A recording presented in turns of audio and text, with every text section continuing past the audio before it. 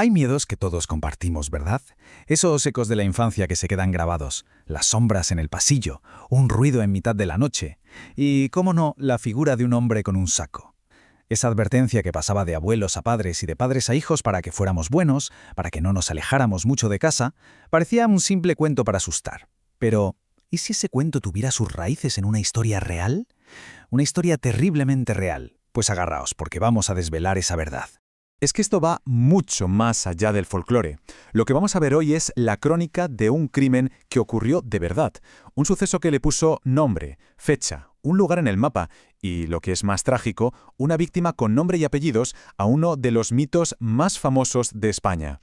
Esta es la historia de cómo la superstición más oscura y la desesperación se dieron la mano para convertir una leyenda en una auténtica pesadilla.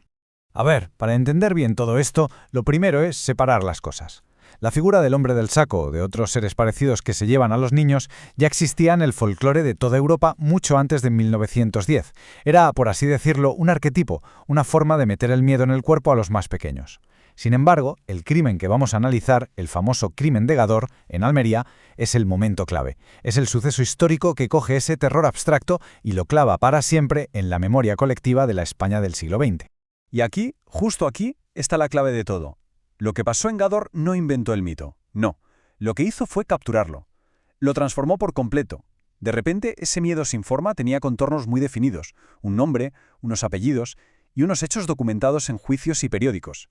Y claro, eso lo hizo muchísimo más potente, más real y, por lo tanto, mucho más terrorífico. Este crimen arrancó al hombre del saco de los cuentos de la abuela y lo plantó de golpe en las portadas de los diarios de todo el país. Para llegar a entender cómo se pudo cometer una barbaridad así, tenemos que viajar en el tiempo. Nos vamos a la Andalucía rural de principios del siglo XX. Hay que imaginarse un entorno de pobreza tremenda, casi feudal, con un analfabetismo altísimo. Un mundo donde las supersticiones no eran solo cuentos, formaban parte del día a día. La medicina oficial era un lujo algo lejano, y la gente, pues, desconfiaba de ella.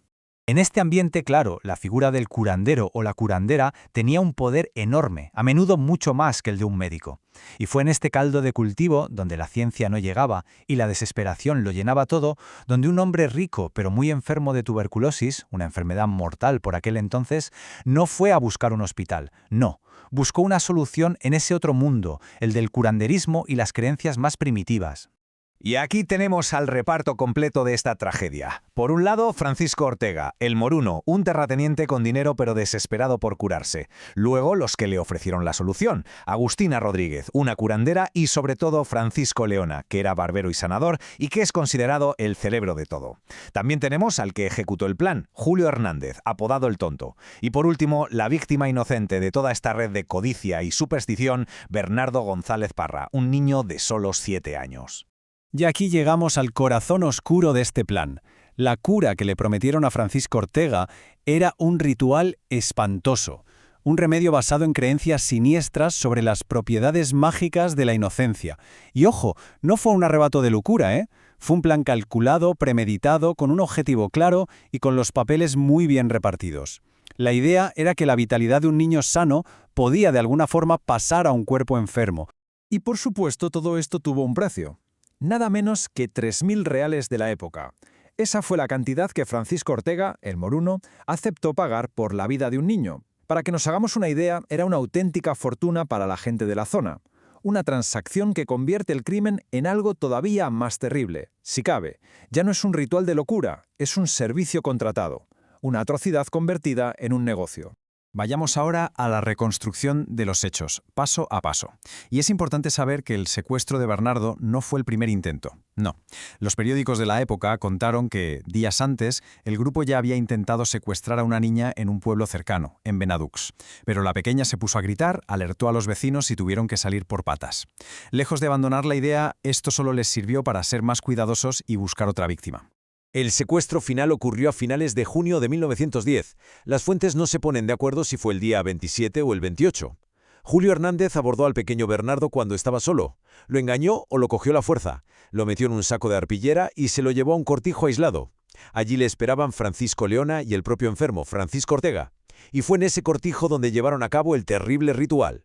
Después del asesinato, para ocultar el cuerpo, lo llevaron a un barranco y lo escondieron en una grieta, tapándolo con piedras y ramas.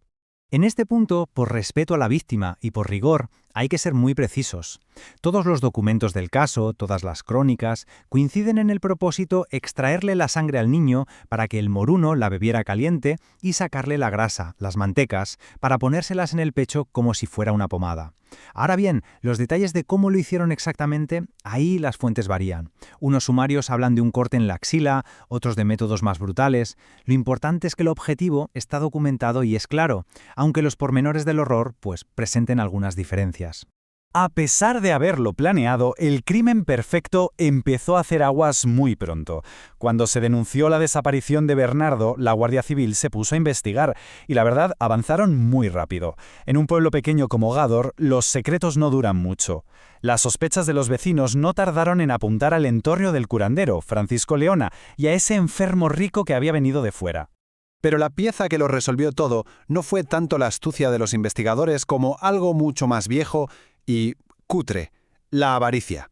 La versión más aceptada es que todo se vino abajo por una pelea por el dinero. Parece que Francisco Leona, el cerebro, intentó quedarse con más parte del botín y engañar a Julio Hernández, y este, al sentirse traicionado, o bien cantó directamente o dio la pista definitiva a la Guardia Civil para encontrar, sin ninguna duda, el lugar exacto donde habían escondido el cuerpo del pequeño Bernardo. Y esto nos lleva a un detalle fundamental que a menudo se olvida en los relatos populares sobre el caso. Francisco Leona, que para muchos era el principal instigador, nunca fue juzgado, ni condenado. Murió por causas naturales en la cárcel de Almería en febrero de 1911 mientras estaba en prisión preventiva esperando el juicio. Así que, legalmente, su responsabilidad penal se extinguió con su muerte. Nunca llegó a sentarse en el banquillo. El juicio, que se celebró en otoño de 1911, fue un acontecimiento mediático que dejó en shock a toda la sociedad española. Y las sentencias, desde luego, fueron durísimas. Francisco Ortega el Moruno y la curandera Agustina Rodríguez fueron condenados a muerte y ejecutados con el garrote vil. Julio Hernández, el que llevó a cabo el secuestro, también fue condenado a muerte, pero en el último momento recibió un indulto parcial del rey Alfonso XIII y su pena se cambió por cadena perpetua. Esto desmonta esa idea de que todos los implicados acabaron igual. Y así, después de recorrer todos los hechos, llegamos al punto final de este análisis. El momento de trazar una línea muy clara para separar la historia, la que está en los documentos, de la leyenda que la rodeó. ¿Qué parte de la historia del hombre del saco es un crimen real y qué parte es folclore que ya venía de antes? Y esta diapositiva lo resume perfectamente. Es un hecho histórico indiscutible que un niño llamado Bernardo fue secuestrado, metido en un saco y asesinado por una superstición, y que el caso tuvo un juicio con una repercusión mediática enorme. Pero es un mito pensar que la figura del hombre del saco nació justo en ese momento, o que todo el folclore viene solo de este crimen. Como ya hemos visto, la leyenda ya existía, y el crimen de Gádor fue, por así decirlo, su anclaje definitivo en el mundo real. Por lo tanto, el legado de este crimen se puede entender en 4 fases. Primero, ocurre un crimen real de una brutalidad increíble. Segundo, la gente, de forma casi automática, lo conecta con ese miedo folclórico que ya estaba ahí.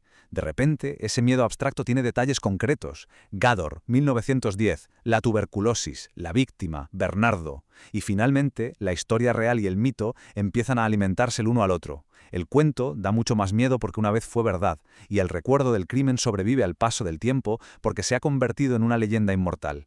Y esa es la reflexión final que nos deja este caso. Nos obliga a mirar de otra manera esas historias de nuestra infancia, a preguntarnos de dónde vienen de verdad nuestros miedos compartidos.